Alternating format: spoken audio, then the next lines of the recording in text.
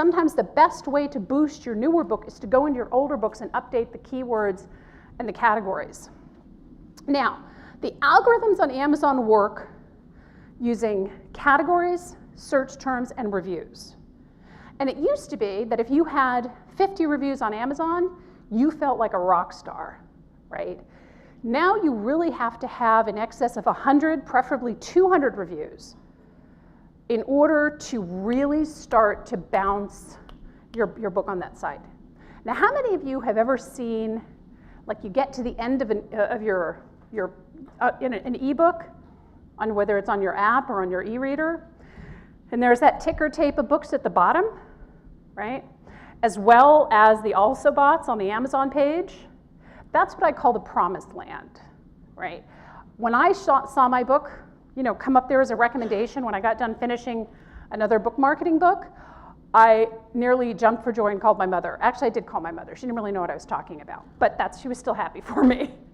But those are some of the things that help you, because Amazon wants you to sell books.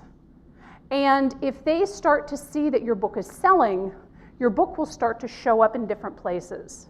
Sometimes in the newsletters, sometimes, oftentimes, more often than not, in the also bots, the recommendations, and at the end of your e-reader, okay? So let's talk first about keywords, right?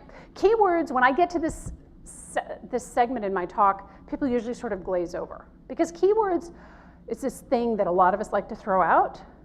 And people go, I don't really know. Well, I write books on, I write books on mystery novels, so my keyword is mystery. Seems easy, right? It's completely wrong. Here's why. The term keyword is incorrect. Consumers do not search using a single keyword, ever. They always search using keyword strings. And when you are plugging your book data into Amazon, you have to use keyword strings. If the only thing that you do when you come out of this session is rush home, hopefully you won't leave the conference, I'm not suggesting that, but you rush home and you change your keywords, you will start to see, and if you do the right keywords, obviously, you'll start to see a bounce on your book, okay? So keyword strings. Now, if you have your book uploaded through Kindle Direct Publishing, so KDP, and I refer to KDP a lot during the session, you can have 7 keyword strings, right? If you upload it anywhere else, sometimes it's up to 5, I think.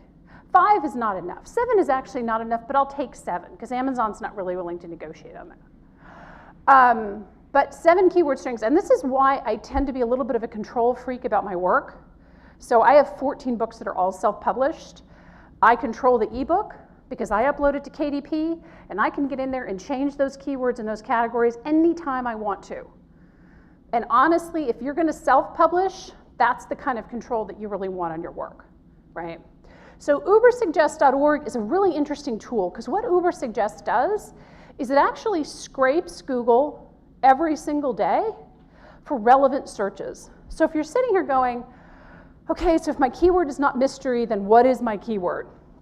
You can go into Ubersuggest, pop in your keyword, and it'll give you tons of suggestions about what people are searching on in your particular market. And this is a really, really good place to start, because without, this is actual data mined off of Google. Now, the next thing that you're going to want to do is you're going to want to take a look at what Amazon suggests. Because though Amazon and Google are both search engines, you're going to get different results. But you have to start somewhere. So start with Ubersuggest, get your keywords, and then head on over to Amazon.